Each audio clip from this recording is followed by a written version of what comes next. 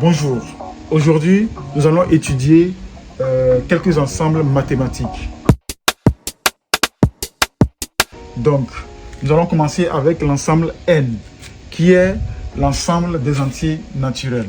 Donc, ces nombres entiers naturels sur un axe, ici si nous prenons un axe comme ceci, et que nous avons 0 ici,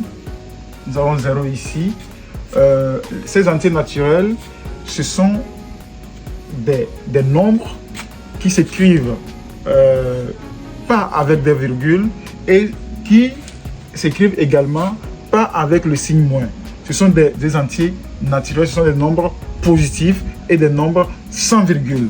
Donc, ce sont des nombres comme 1, 2, 3, jusqu'à plus l'infini. Ok? Ensuite, nous allons parler de l'ensemble Z. L'ensemble Z, c'est l'ensemble des entiers relatifs. C'est l'ensemble des entiers relatifs.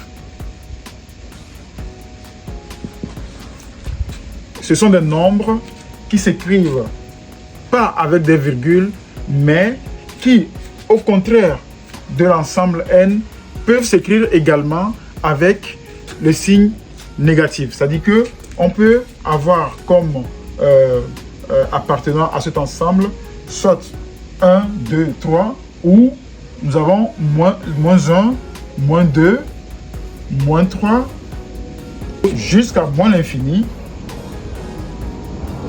qui appartiennent à cet ensemble Z. Donc, ce sont des signes qui s'écrivent pas avec des virgules, mais qui peuvent s'écrire avec le signe positif comme le signe négatif. C'est bon? Si c'est OK pour vous, on va parler de l'ensemble D. L'ensemble D, c'est l'ensemble des nombres décimaux. Ensemble des nombres décimaux.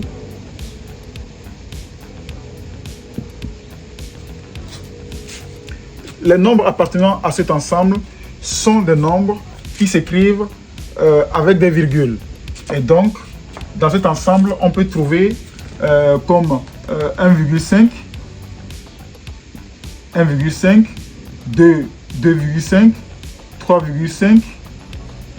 La seule particularité de ces nombres, c'est que après la virgule, ce sont des nombres finis qu'on trouve. On ne trouve pas des nombres infinis comme 0,5 millions, ainsi de suite, avec des nombres qui ne finissent pas. Non, ce sont des nombres finis qu'on a après la virgule. Donc comme 1,5, comme 2,5, comme 3,5. Donc voilà. Et puis ensuite, nous avons l'ensemble Q. Q, c'est l'ensemble des nombres rationnels. L'ensemble des nombres rationnels.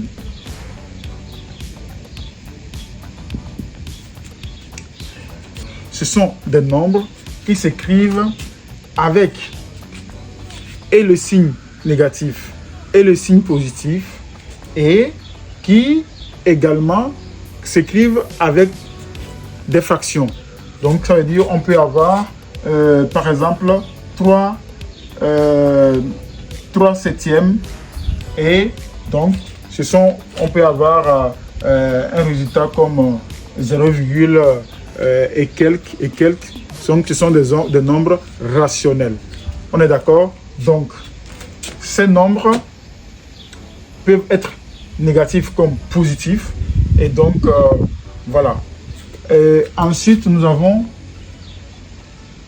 l'ensemble R. C'est l'ensemble des nombres réels. Ce sont des nombres qui s'écrivent comme on le veut. C'est l'ensemble qui qui a en son sein tous ces autres ensembles-là. C'est l'ensemble qui regorge en son sein tous ces autres ensembles N, Z, D et Q, et ainsi de suite. Après R, il y a d'autres ensembles que je me garde pour le moment de donner. Au fur et à mesure qu'on avance, on va évoluer, on va avancer. Et donc, ce n'est pas au niveau des élèves de collège, ainsi de suite. Donc, on fera ça dans d'autres vidéos, ainsi de suite. D'accord? En fonction de ce que nous venons de voir, je vais essayer de donner quelques exemples pour voir si vous avez compris un peu la leçon. Et si vous avez des questions, n'hésitez pas à me les poser en commentaire et je me ferai le plaisir de vous y répondre. D'accord? Allez, donc,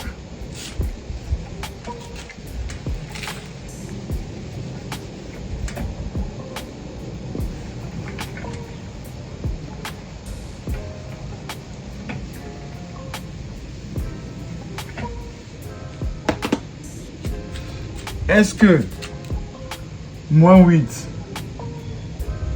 fait partie de Z? Est-ce que 8 neuvième fait partie de Q? Est-ce que 1,5 appartient à D? Est-ce que 1,7 appartient à N? Et est-ce que moins 1,88